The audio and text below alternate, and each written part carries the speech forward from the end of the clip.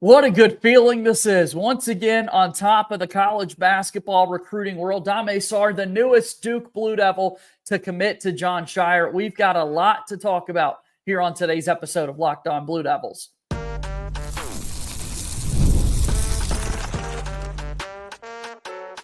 You are Locked On Blue Devils, your daily podcast on the Duke Blue Devils.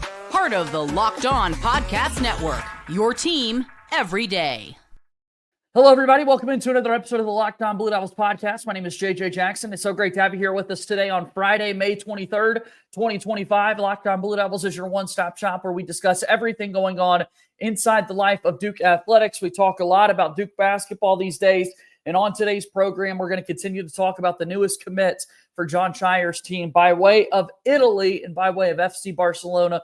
Dame Sarr is coming to play for Duke this upcoming season. We'll break it all down with our good pal Jordan Mann, who makes his return to the program. Excited to have J-Man back on the show with us here today, talking all things Duke. If you have not done so already, please be sure to follow and subscribe to Locked On Blue Devils for free, wherever it is that you get your podcast. Leave us a 5-star rating and written review. That helps us grow the audience here within Locked On Blue Devils. And I love hearing from folks that say they turn on our podcast each and every day, driving to and from work or on their walks and workouts throughout the course of the day. Really appreciate your support on the podcast platform and also appreciate the YouTube audience that we've got. All of our everydayers out there that every day make us a part of your routine, whatever time of day it is that you turn us on and watch us. I really do appreciate that. So share the word, subscribe to our YouTube channel. Let's keep growing this thing once and for all. All right, without further ado, he is back. Jordan Mann's here with us on the program. I hope you're doing well, my friend. It's good to see you. Dude, I'm so happy to be back. It's been a long time coming. I'm happy to be back on the show. JJ banned me. That's what happened. The Hornets didn't get the first overall pick, and JJ lashed out and gave me. We needed some separation. Yeah. I will say, happy to be back. I will say to that point, today a crossover has been released out there in the world of Locked On. I just recently joined Nick Angstad over at Locked On Mavericks for a full episode talking about Cooper Flagg. So go and check that out after this. And the whole time I'm having that conversation, Jordan, I can't help but think about you and all of my fellow Buzz City fans out there, that this guy is not going to be flying his flag in Charlotte, man. Yeah, I mean, I know this is Locked On Blue Devils, and this happened like a week or two ago, but I will not be over being the fourth pick instead of not even like the second pick. But it's fine. You know, we will get Con Knipple. That's fine. Yeah, make that happen. We'll let Cooper Flagg go do what he does in Dallas. All right, so from Cooper Flagg to Dame Sarr, who has now committed to the Blue Devils, what a big-time addition this is for Jon Scheyer and company. I mean, the international path has been successful for Scheyer. This is his third international recruit since he took over as head coach of the program. Tyrese Proctor by way of Australia, Khaman Maluach by way of South Sudan, and now we've got the Italian. Sarr is joining the Brotherhood. Yeah, dude, it's a very nice get for Duke. I mean, it looks like Duke obviously pivoted from Cedric Coward, just getting his name, one of the hottest names in the NBA draft combine, and to where he's worked his way to wherever he is. And though his status is still uncertain, I mean, look, that'd be a wet dream right there for me, JJ, as we get Howard and Sarr. But a really good job by Duke to where, I'd say like a month ago, Duke kind of cooled off on Sarr because they wanted to get Coward, who is an older guy, older wing player. And then he went to Kansas. Sarr did. It looked like it was all locked up. And Scheyer was like, wait a minute. We're going to come back into this recruitment. And they landed Sarr. And that was a big get for Duke. A much-needed get, which we'll get into. And how cyclical it all is, right? That all of a sudden you're talking about that recruiting timeline, that you're all in on Cedric Coward. So Sarr's kind of put behind you. And then you realize Coward might not be coming after all. So let's pivot back to – like, those are good options to have. And once again – Duke's got the number one recruiting class in the country. How do we do it, man, year after year after year? I mean, look, it's just a really good job by Jon Scheyer. I mean, it's his resume, right? I mean, this is what he's done since he was an assistant coach at Duke, and he just continues to hit it out of the park. You lose Jay Lucas to Miami, who's doing a really good job in his first recruiting class down there. Duke hasn't missed a beat. And so it's very exciting. Whatever Duke pitches, and obviously the main pitch, and Sarr's even said it, is like Duke produces NBA guys, like lottery guys. I'm going to Duke because I want to play in the league. And again, he's coming from FC Barcelona, who 9 of his teammates in FC Barcelona are former NBA players, 1 including Jabari Parker. So, like, he's coming to Duke. There's a lot of networking there with Duke, with Jabari in Barcelona, him being like a lottery pick himself, probably talking to Sarr about that and his experience at Duke. Like, it's a really nice get for Duke, but it just shows that Duke basketball dominates globally. Like, it really is. It is a household name in America, but also internationally as well. Yeah, I thought it was telling that we've already had a Brotherhood podcast come out with Dame Sarr. From his visit earlier this week, he sat down with assistant coach Emmanuel Dildy. How big of a power play is that too, right? That we're going to let this guy take a few days to make the announcement public, but while he's on campus, he's already told us he's coming. So let's have him sit down with the assistant coach to have an interview to put out there to the world. Yeah, and it's also risky because, anything could change from that recording to yesterday when it happened, that announcement. Like, we've seen stranger things happen in recruitment, that it would be very funny that if it wasn't Duke in this situation, but if a guy was like, let me sit down on this team's podcast, we'll record it. 24 hours later, my agent just got me $50K more at your rival school, so I'm going to go there instead. That would be very funny, and it would happen to UNC out of all 3 schools, because Will Wade's doing an outstanding job too at NC State, which is a side note. But like, that would be funny if Sarr was like, let me go on UNC's podcast and talk about committing, and then, John Shire just called, I'm going to Duke. Because, Jay, let's be honest, if this was the Duke dynamic, it never would be released, right? I mean, if he doesn't end up going to your school, we're not going to let this ever see the light of day. The other schools might slip up and say, let's let the public see this. And then the player's like, wait a minute, no, I'm not going there. Yeah, they'd be like, the players just be like, oh, God, this was an awkward interview. Actually, I'm out. I'm going to go to Blue Devil Network. Oh, incredible stuff. So I did like it, though, because talking about his roots, they're from Italy, and when does Duke come on your radar and that sort of thing? And Sarr was talking about in 2019, of course, Zion Williamson was global. It's one thing for us to use that word because we're here stateside each and every year. It's been our whole life, you and I as American citizens here, Jordan. But to think that it truly is global, that all the way over in Italy, 2019, Zion Williamson is breaking the internet. It truly was beyond the 50 states. Yeah, I mean, it just shows the power of social media and what Zion was at Duke, and the fatigue that happened, which I've talked about on this show with Zion, for people that do not like Duke. But it just showed how big of a reach he had. And then you have Cooper Flagg, who's just done the same thing this year. So you're going to have another Sarr a few years from now. It's like, yeah, I discovered Duke because of Cooper Flagg or Maluach. So it's just like, there's just – Duke just has this reach because of the brand that they've been, but also, like I said, what they've done in the league, not only NBA players, but NBA front offices, the commissioner, for God's sakes, just like everything that's affiliated with NBA is Duke, like, grown. And so, look, Sarr is now going from international, from where he is, FC Barcelona, to Durham, to the league next year. Yeah. Now, let's one more international point to talk about. He was teammates at Barcelona this year with Jabari Parker, former Blue Devil. That's an awesome connection that he's got there. But then Coach Dildy was also talking with him about those Italian roots. And let's not forget, as Sarr pointed out, he's gotten to know Paulo a good bit, a recent guy who took the internet by storm, being the 2022 #1 overall pick in the NBA draft. But then also Paulo has the Italian roots in his family as well. There was that big debate where he was going to represent when it came to the Olympic level and that sort of thing. And ultimately he sided with Team USA. But, yeah, really cool to see Paulo mentioned there with Sarr and the connection there to Italy. Yeah, look, honestly, hand up. I haven't seen the interview with Sarr and Coach Dildy, but, yeah, Paulo Banchero, the Italian connection there is pretty crazy to see because, look, I mean, I honestly forgot he was, to be honest. That's how great that I am. That's how big of a Duke fan I am, JJ, that I forgot Paulo Banchero. But I think it's great, all jokes aside, like, Paulo's a guy that's going to be now a big brother to Sarr with the brotherhood. Yep. And so when he goes to the league next year, like that's pivotal for these guys. And so I'm excited for him. It's definitely a big commitment, and I'm sure we're going to keep talking about it. Before we send him off to the league, we got to enjoy him wearing the Duke uniform, right? We got to see what that looks like for Sarr. So we'll go ahead and we'll take our first break here on today's show. Continue our conversation right after this. Locked On Blue Devils here today is brought to you by our friends over at Monarch Money. Do you ever check your bank account and wonder, where did all my money go?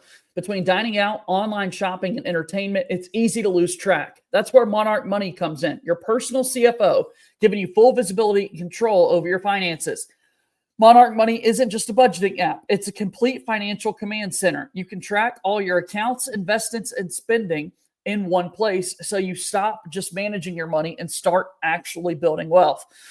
When I started using Monarch Money, I realized just how much I was spending on things like food delivery, and now I'm able to budget smarter and save more. It's all in one convenience. So instead of juggling multiple apps, you can use Monarch Money to check your finances, track spending, and even plan long-term goals. Take control of your finances with Monarch Money. Use code LOCKEDONCollege at monarchmoney.com for 50% off your first year. That's monarchmoney.com, code LOCKEDONCollege for half off your first year. Monarch Money is a proud sponsor of Locked On Blue Devils.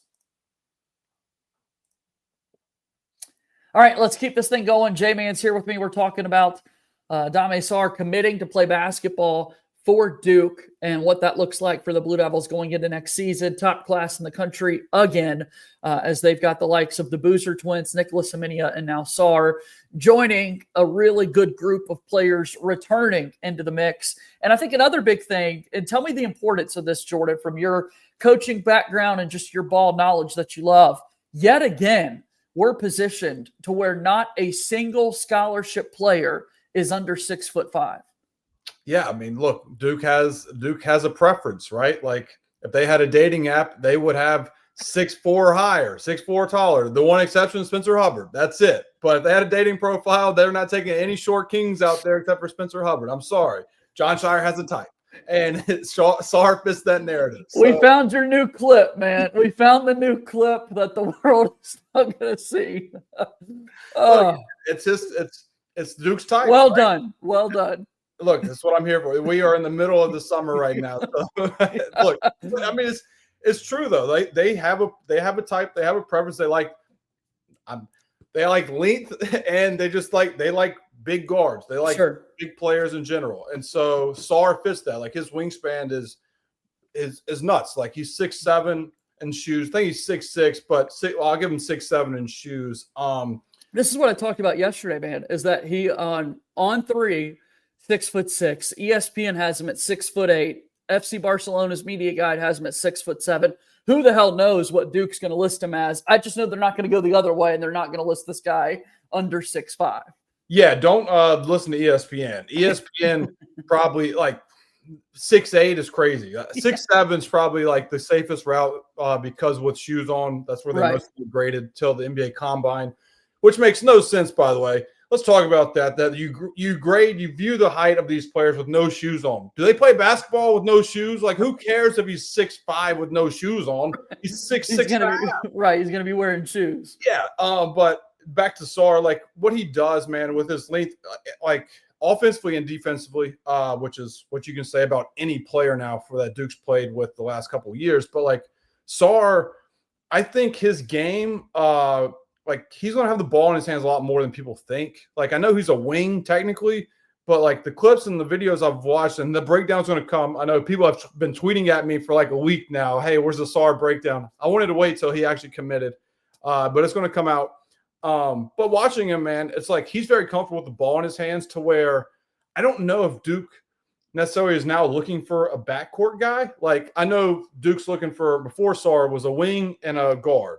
Sarr's kind of like the glue guy of like he could be a point guard, like a big point guard. I compared his game to SGA like at Kentucky. That's my player comparison is SGA, and not because SGA just won MVP. I'm like, oh, look, that's a cool little narrative there. But no, I think he can run point for Duke at times. Caleb Foster can be the 2, and Caden Boozer, gets limited minutes as a freshman, or he plays more wing and those 2 run it. Who knows? But I'm just saying Sarr's game is a lot more respectable and where he'll be a threat with the ball in his hands as a point guard. Brian Horace at Duke Blogger on X threw out Karis LeVert as someone that comes to mind when he's watching Sarr play a whole. Karis LeVert, SGA, whoever it is, I think this is going to be a big-time player for the Duke basketball team. Yeah. That just excites me, man.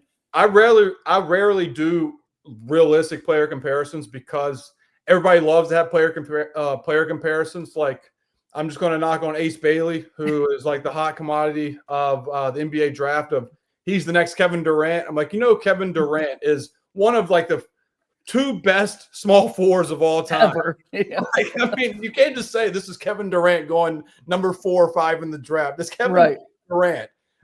He could be Jabari Smith, but we don't hear that. And so it's just like, so what I'm saying is I like to pivot, and it's like, Dame Sarr reminds me of Shavlik Randolph. That's what we'll go with, just to throw you off the scent of who I think he really is. But I like him. Realistically, he does remind me of SGA. I think it's more of the pace of play. He plays with the ball in his hands as a ball handler. And the way I know SGA likes to draw contact and get to the line is the hot commodity with him. But the way that Sarr can shield the ball going off a pick and roll, reminds me of SGA with the ball in his hands. It's going to be big for this Duke team, and you pencil him into a lineup that's already got Isaiah Evans and Caleb Foster there in the backcourt as guys who have tons of minutes from Duke throughout their career. I'm still incredibly optimistic about Darren Harris and what he's going to be for Duke basketball this upcoming season. So fired up that he didn't hide and run in the transfer portal and want to go somewhere else. I hope that he's able to contribute right away. Then who knows what you got, Nicholas Amenia, thinking about some of those outside shooting types that Duke's got for the team this upcoming season. I think once again, though, the big takeaway is we're going to be in a prime position to be able to shoot it really well from the outside again. Yeah, I'm excited for the question marks that Duke has because people don't know about him. It kind of makes Duke underrated is why I like it. It's like last year you really knew what you were coming into the season with for Duke, except for one guy, and that was Connor Knippel, who became like the biggest X factor for this team. Like it was Cooper Flagg and Maluach coming in with Tyrese Proctor. And, that was like the spin for Duke. That was the narrative. And then here came this white kid from Connor Knippel, who became just a really consistent player for Duke the whole year. I'm curious to see and excited to see who that's going to be on the wing, the 2 or 3 spot for Duke. Is it Darren Harris? We know Isaiah now, but can Isaiah really be consistent the whole year? And then Amenia, is this a guy that people are going to sleep on? And then he has a really good fall to where he's getting really good minutes as a freshman. Let's go ahead and we'll take our final break here on today's episode of Locked On Blue Devils and start to wrap up the week and wrap up our conversation here in just a moment.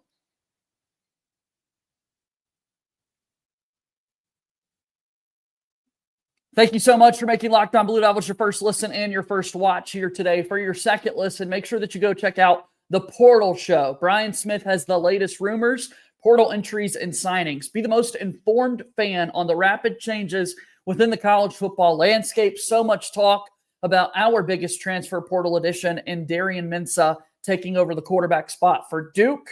Go check out The Portal Show on YouTube or wherever it is that you listen to your podcasts. Also, make sure that you check out Locked On College Basketball with Isaac Shade and Andy Patton. They do a great job talking about the league, talking about the sport we all love, and they've got plenty of comments about Sarr committing to Duke, so go make sure you check all that out.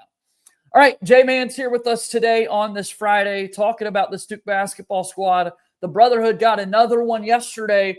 The Brotherhood could get another one today, 4 p.m. Eastern time. We're watching the clock for Sebastian Wilkins by way of Brewster Academy, set to make his decision, choosing between Maryland and Duke, an old school ACC rivalry, Jordan. And here we could find ourselves with another commit here for Duke. Yeah, I mean, look, Duke clearly they have a plan with these big guys, and say Sebastian goes to Maryland, Duke's going to be okay. Duke will pivot somewhere else and land somebody else.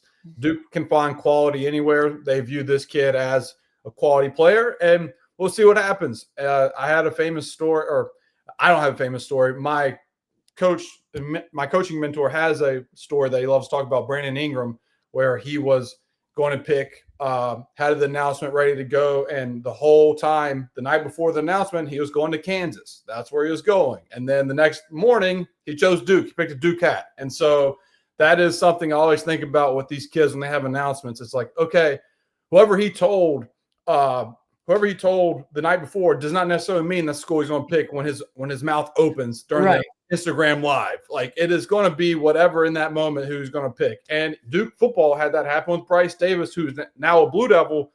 Bryce Davis told the coaching staff the night before, maybe even the morning of his announcement, he was coming to Duke, and then he talked about Clemson when he picked up the hat. So it's like that stuff happens because these kids are 17, 18 years old. So what I'm saying is whoever an insider is like, well, this kid said he's going to Maryland yesterday, doesn't mean anything.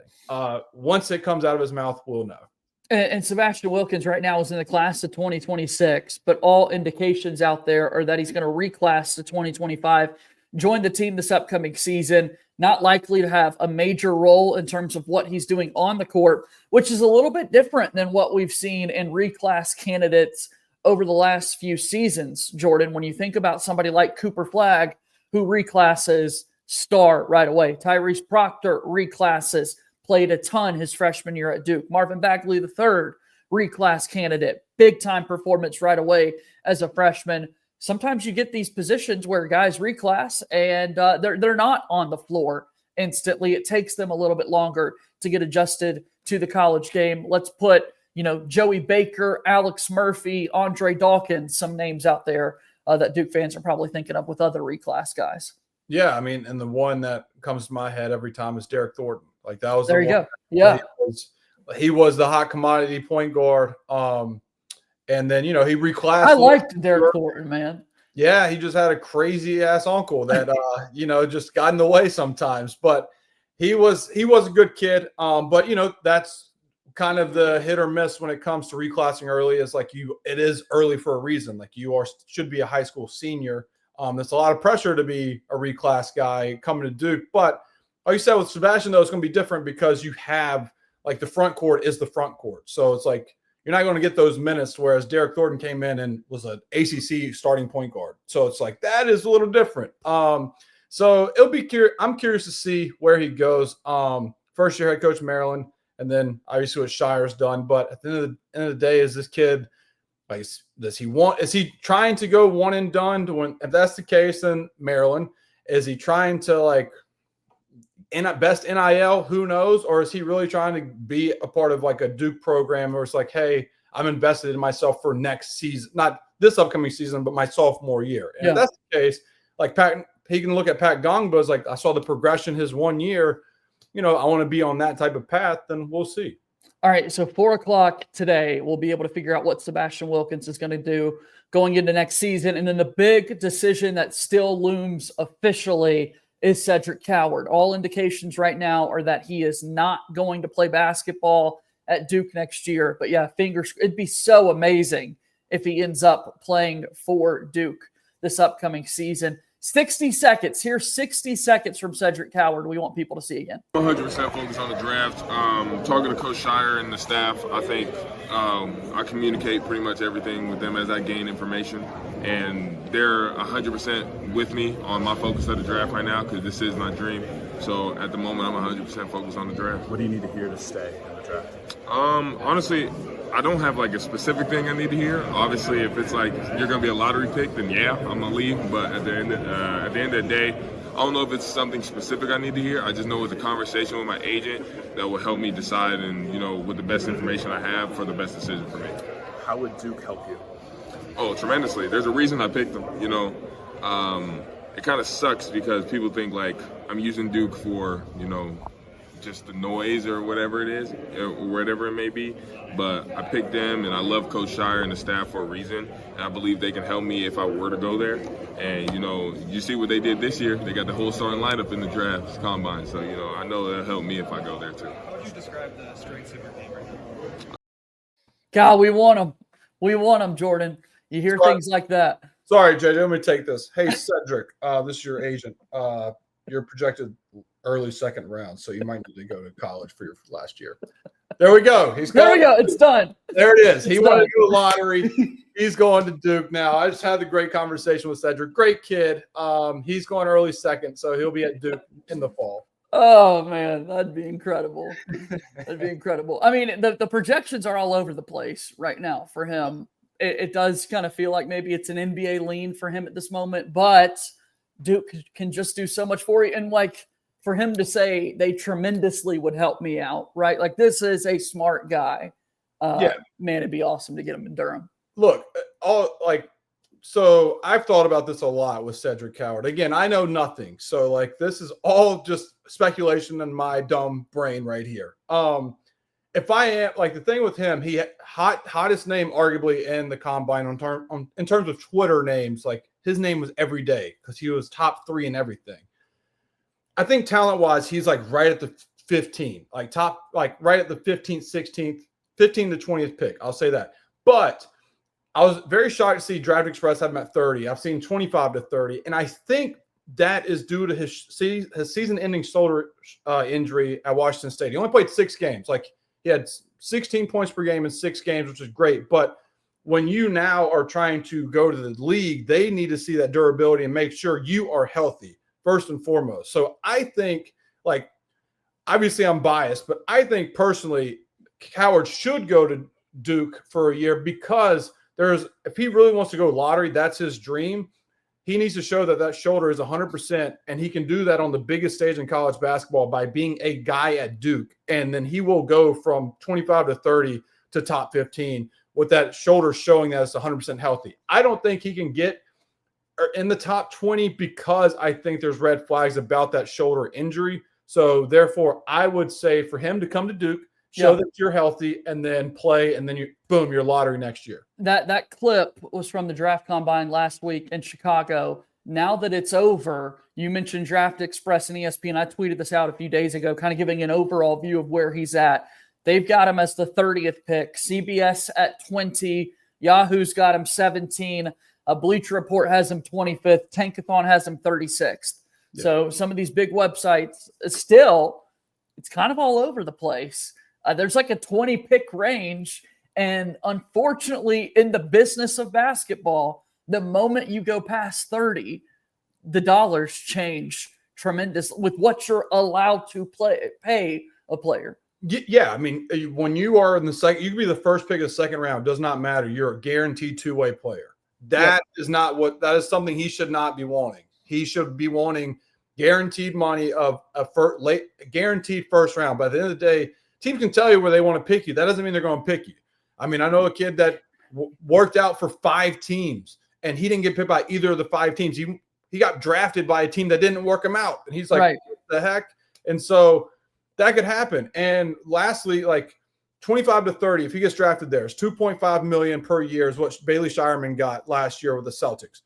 That's basically what he'd get more than that in 1 year NIL at Duke. He'd get $3 million. He'd get 2.5 at the lowest rate. He'd get $3 million at Duke. And I think, again, if you get more money for 1 year at Duke where you don't have to gamble your health, you do that and you get really good guaranteed money next season. I promise Duke's got the money. I promise they have the money to spend with these players, man. Trust me. Look what they're doing to Locked On Blue Devils over here. The best of the best. Jordan, you are the best, my friend. It's good to see you once again. Tell people about all your work because you got it going this time of year. What can people do to support you?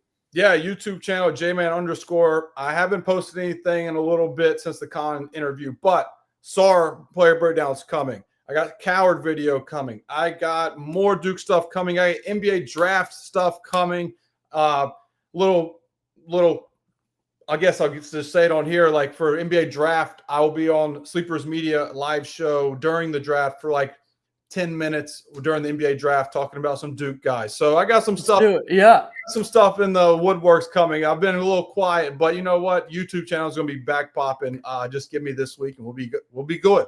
I love it. I love it. We'll talk to you soon, Jay. Okay. See you, buddy. All right. That's Jordan Mann at JMan's Takes on X here with us on the show today. Go support his work with everything that he does. That wraps up another week here of Locked On Blue Devils.